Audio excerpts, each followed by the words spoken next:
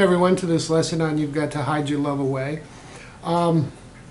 There's a couple things about this. There's some variations I'll show you if you're playing this with one guitar or if you're playing with a second guitar, because there is a 12 string on there that's drop D tuning, and I'll show you why I think they do that. And I'll also do a play along so you can hear it, because I don't have a way to record the acoustic guitar and do a rhythm and show you. The first thing I want to tell you, this song is slightly off pitch. I think they slowed the recording down a little bit. So if you're going to play with it, tune to the song. I have a music player that I can play the song and adjust the pitch of it and get it to normal pitch, if you will. But if you're playing with the original recording, it is slightly tuned down, so you want to tune your guitar to the song. So, all right, with that said, we're going to pivot. We're going to play a G chord and basically keep our small finger on the first string at the 3rd fret. You can pivot around, because we're going to go from a G to a D sus4. So we're keeping these two fingers here. And the strumming, it's 6/8 time from everything I've investigated about the song. It's down, up, down.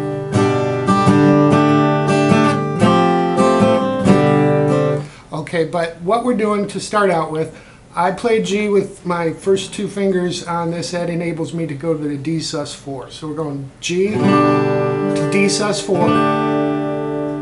Then we're going to form an F9, add 9, because we're keeping our first finger on that first string 3rd fret. And then you come quickly, so when you go down, up, then the next down, you're taking this finger off of the 4th string 3rd fret and going to the second fret of the 4th string.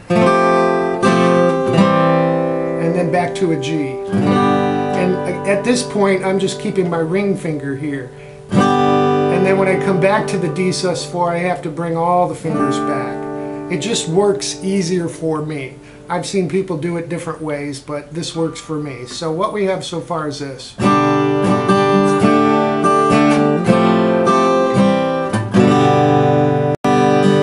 Then we come to a C, and we're keeping this finger here on the 1st fret. The second time through, you want to do a hammer-on.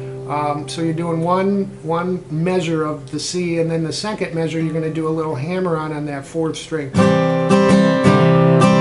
Then you go to that F add 9, back to C. Then you come around again, so you're going to go all through it again.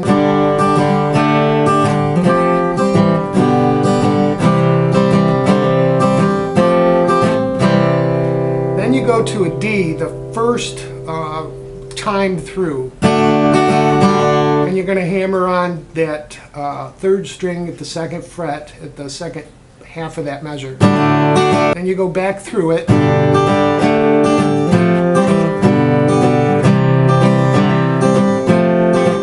Back to the G.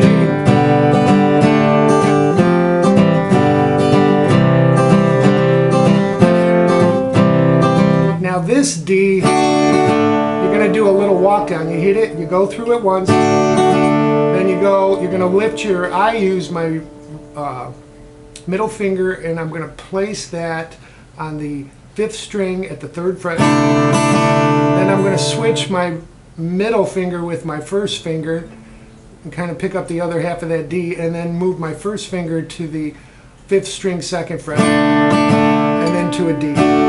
So it sounds like this.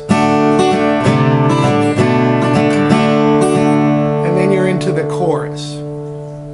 Once you get through those chords and see that repeats 3 times total for the verses. Those whole measures and the way he changes the chords, those repeat 3 times. Here's where I think it varies. There's 2 guitars. One's a 12 string, and again, he's drop D tuning, and I'll show you why in a second. But so I'll show you this.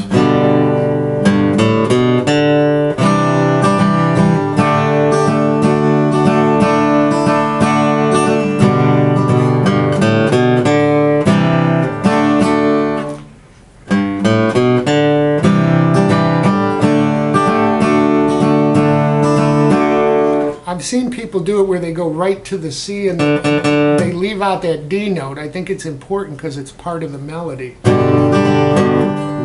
So you got G, then you're going to hit the G note to open A, to B, to D, and then you're into a C form. We're just pivoting. We're keeping these first two fingers down here and we're playing this C.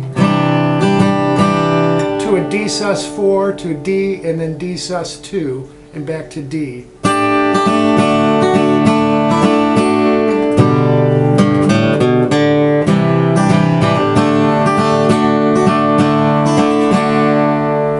Okay, that is the whole chorus. Here's a variation if you're doing one guitar, and James Dillon did this, the guy who sings in Virtual Zeppelin and did the Jason Bonham tour. He does a beautiful version of this song sitting on his porch, and he plays the melody with chords. So watching what he did, because I love his version of it, he's actually playing the chords because the melody goes...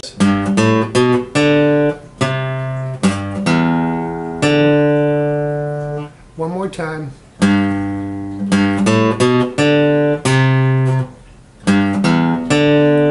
And hear how that D doesn't quite sound right? That's why I think he's drop D tuned, because you play a D on that E string, and when it's tuned down, you get that lower D sound. So again, I'll show you that on the 12 string in a minute. So.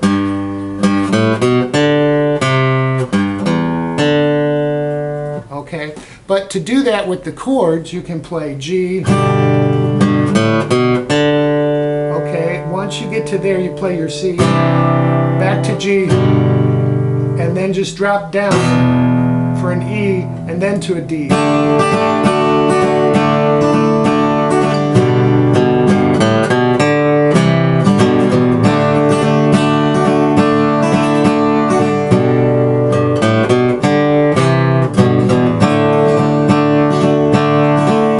I think if you're playing a solo guitar, it sounds beautiful to do it that way.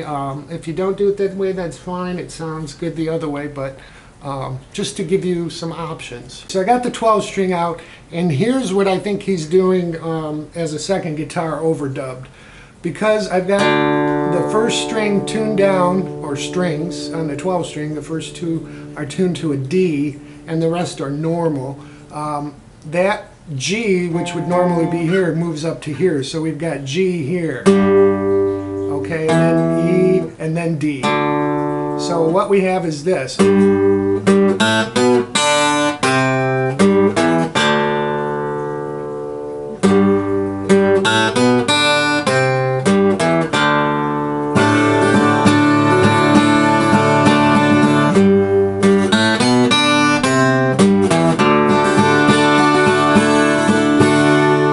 So if you have two guitars and can do that, you know, it's kind of extreme, but especially retuning a 12 string is never fun. So that is a song. I hope that helps everyone who plays it and gives you some options.